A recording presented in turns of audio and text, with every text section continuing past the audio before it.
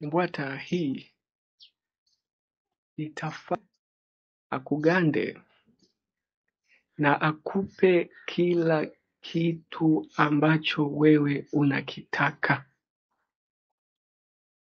Kinisikilize vizuri na ukafata kila ninachoelekeza kutoka mwanzo mpaka mwisho, utapata mafanikio yaliyo bora. Sasa nisikilize kwa makini, twende pole pole.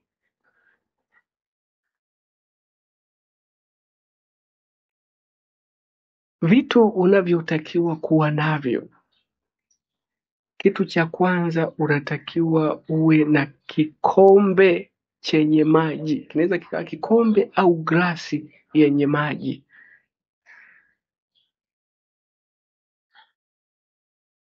Hayo maji kwenye hicho kikombe ama kwenye glasi yawe nusu, usijaze mpaka juu, yawe nusu.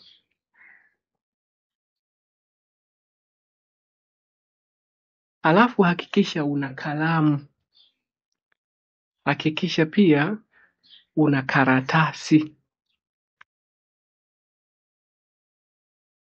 Ukishakuwa na vifaa vyako, kikombe chenye maji, chumvi, karatasi na kalamu,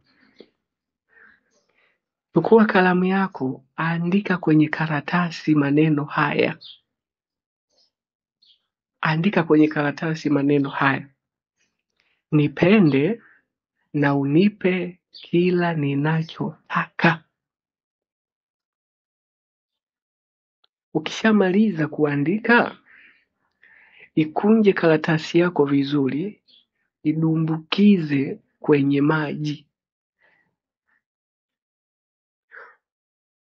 Ukishamaliza kuidumbukiza kwenye maji, chukua chumvi kijiko kimoja, weka kwenye hayo maji.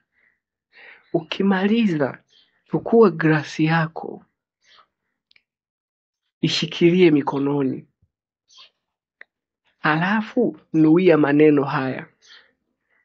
Kama mwanaume wako anaitwa Amani Tumaini, natolea tu mfano, unajua jina la mwanaume wako, lakini liwe jina kamili, lisiwe jina moja, isiwe tu Amani, la kwake na la ukoo,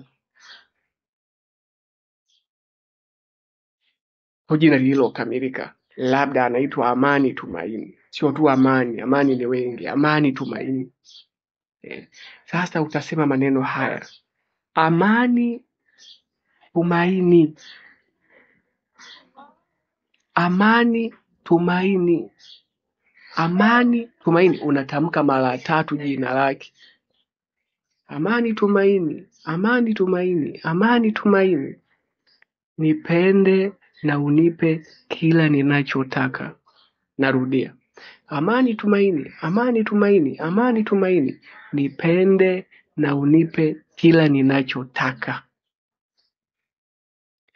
Ukishamaliza kufanya hivyo, chukua glasi yako ya maji,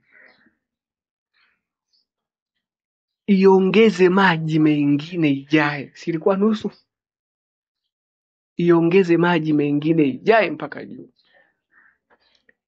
Ukishaongeza maji mengine, imejaa sasa mpaka juu, iweke sasa uvunguni. Iweke kwenye uvungu wa kitanda chako. Iweke kwenye uvungu wa kitanda chako. Iache humo kwa muda wa siku 3. Baada ya siku 3, itoe yale maji, nenda kayamwage nje. Utaona matokeo mapema sana. Utaona matokeo mapema sana. Masharti: usimfanyie jambo hili mtu ambaye wewe humpendi, kwa sababu atakung'ang'ania, utapata shida. Mfanyie mtu ambaye wewe pia unampenda, sio kufanyia mtu ambaye humpendi. Tafadhali bwana, mfanyie mtu ambaye unampenda. Endapo unayemfanyia ni mume wa mtu, hakikisha sasa asisahau wala kutelekeza familia yake. Kuwa na wema. Sio sasa baba wa watu ndio katelekeza familia na wewe ndio umeng'ang'ana naye. Hapana, kuwa mwema.